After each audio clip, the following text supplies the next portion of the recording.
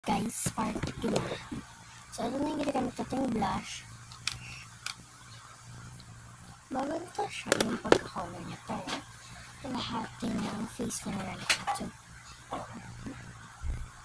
Ito rin sa pinakagilid ng cheek, I mean dito.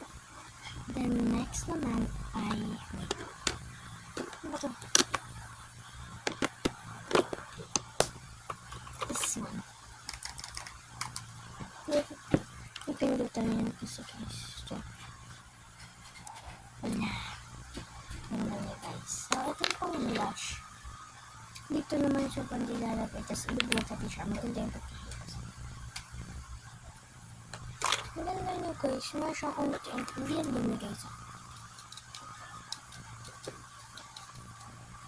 Yan. Kung sakali, may part 3 pa to guys. Kasi mahaba ako mag-vlog. Next, last.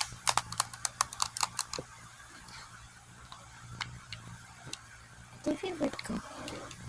So, bilog ito. Kaya ito gagamitin ko. Hindi ito.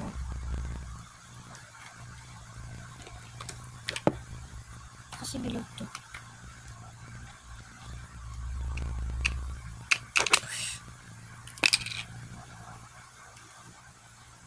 Pinaka-una.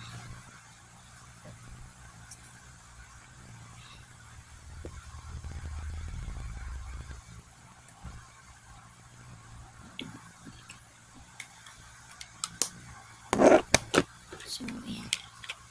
So, tapos na yung pinaka-journey natin sa blush. Next naman ay ang tawag doon.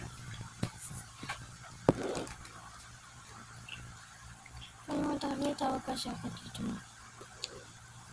Konti lang kasi glitter siya. Banda sa material dito. Ayan, pretty. Lagyan natin sa mga cheek, nose.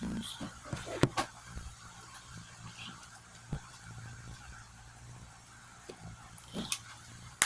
I-part 3 pa to guys ha. And next naman.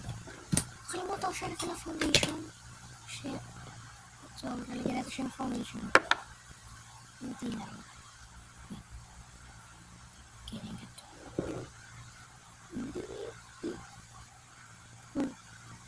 3.